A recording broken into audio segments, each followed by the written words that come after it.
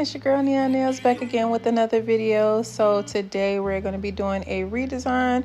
She has to go back to work, so we are going to take down the length of her nails and give her a short little cutie set, you know. So right here, just a little hack, I went ahead and took my tip cutters and cut down the length of the nail instead of you know, cutting them down and all the other kind of stuff. So I just cut them with the tip cutter straight across because normally when you get short nails you want the square look anyway, so it saves a lot of time, let me tell you. So the color that I took off right here, which I'm going to fill it back in, so I'm just debulking the nail right now. It is called Santa's Lap from Not Polish. If you do not have their iced out collection, you need to go ahead and get that. I'm telling you, they have some of the most pretty colors in that collection. So the design on top of the nail was just regular white gel polish from the Not Polish gel liner basic kit, and some sugar effects from Not Polished. Basically all the products that I use mainly are from Not Polished. So shout out to my nails. I had to take my nails down too. I just did it today. Unfortunately, I cried a little bit when I was doing it, but you know, I'm a G. You know, thugs don't cry. So you know, I sucked up all my little tears and went ahead and shortened up my nails. Now I did not go as short as her, but I did go maybe about half the length of her nails. Anyway, so I am taking my coarse ceramic bit to debulk the nails and remove the last design, aka redesign. So this bit actually is very good for me because it doesn't produce a lot of heat, but you still need to move it around like you normally would with any other bit. But ceramic bits tend to not produce heat as much. So it's easier and faster for you to take the acrylic off and then go ahead and do what you're going to do with the nails, you know what I mean? So just a disclaimer, if y'all hear some snoring in the back, I'm sorry, it is my puppy. He's always sleepy, but he snores like a grown-ass grizzly bear. So don't mind him, just, you know, pay attention to the nails, you know what I'm saying? So leave a comment down below if you have some designs that you want to see me do. I am definitely open to suggestions. If you need to know a product that I'm using or how to do something, please do not hesitate to leave me a comment. I do answer everybody. The same schedule is going to be, it's going to be Wednesdays and Sundays, but I'm actually thinking about changing it to Mondays and Wednesdays because, you know, on the weekends, except for Sunday, most of us be out and about. So I just want to make things a little bit more convenient for you guys, my audience. That way you can catch my videos while you're bored at work and, you know, learn a thing or two. So yeah, just keep watching and I'll explain the next step. So it's sad. That blue glitter is from the iced out collection as too. Like I said, if y'all don't have it, y'all need to go ahead and get it because that collection is bomb.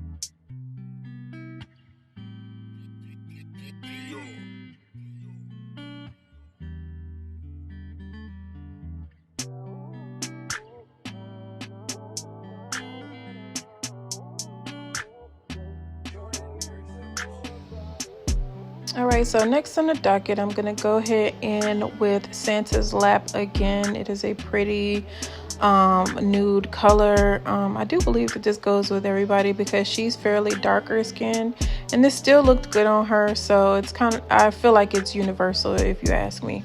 So I did go ahead and with Santa's Lap from the Iced Out collection. And I'm gonna go ahead and fill this in. I am using the 1 beat method. That way I can get the set done quick because I believe she has somewhere to go. So yeah, and I'm also using the Galore number either 12 or 14 brush. So I have a variety of brushes. I have the Kiara Sky number 12, which is relatively smaller for me. I use that for smaller nail beds. I usually transfer between the Galore brush and the not polished brush. It depends on how I feel. This brush, I believe, to me, in my opinion, that it gets in the corners very nicely because it is a oval brush with a rounded tip, and I do like it because it does help me get into the little corners much easier and much faster. The not polished brush, I usually use that for people that have wider nail beds. I can still get into the corners relatively easy with that brush.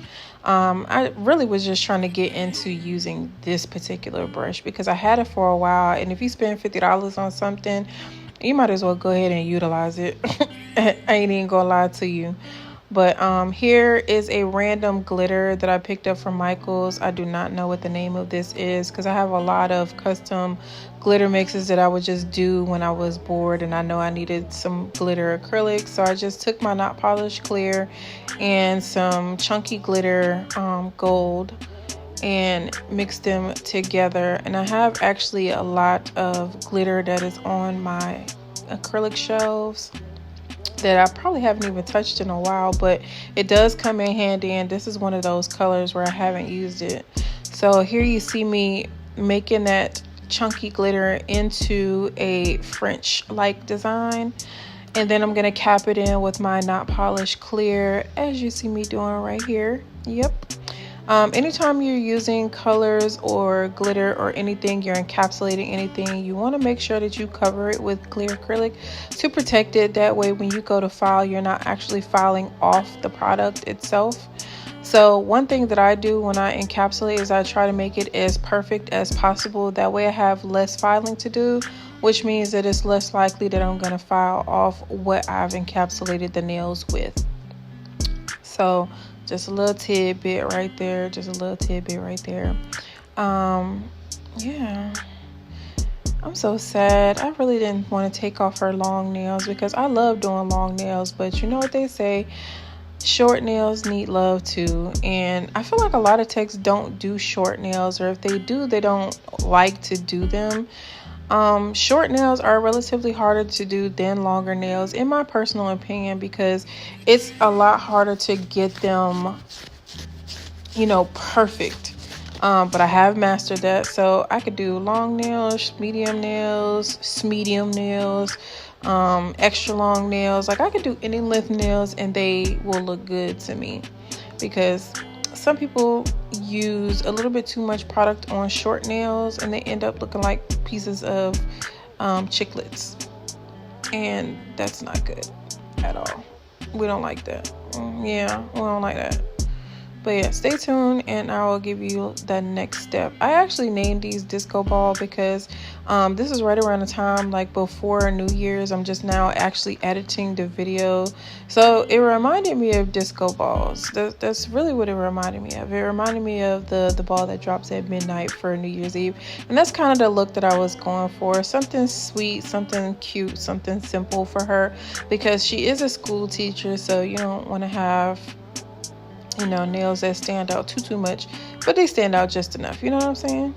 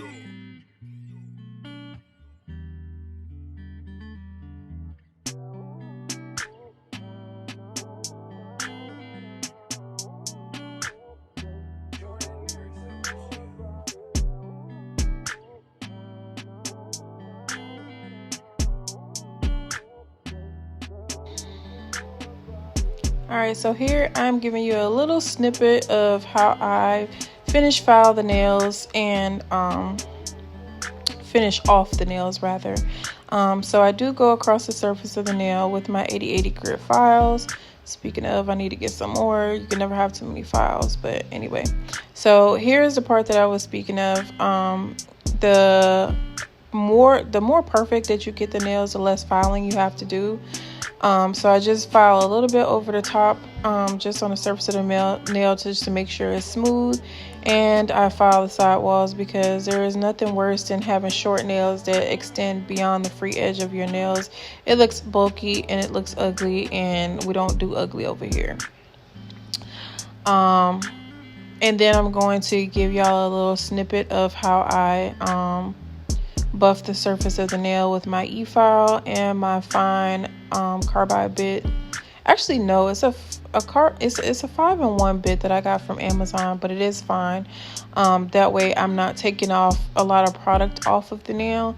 I'm just smoothing out the surface of the nail with the e-file after I do that. So I kind of switch it up sometimes. Maybe I'll do the e-file first and then file last. It just depends on how I feel that day.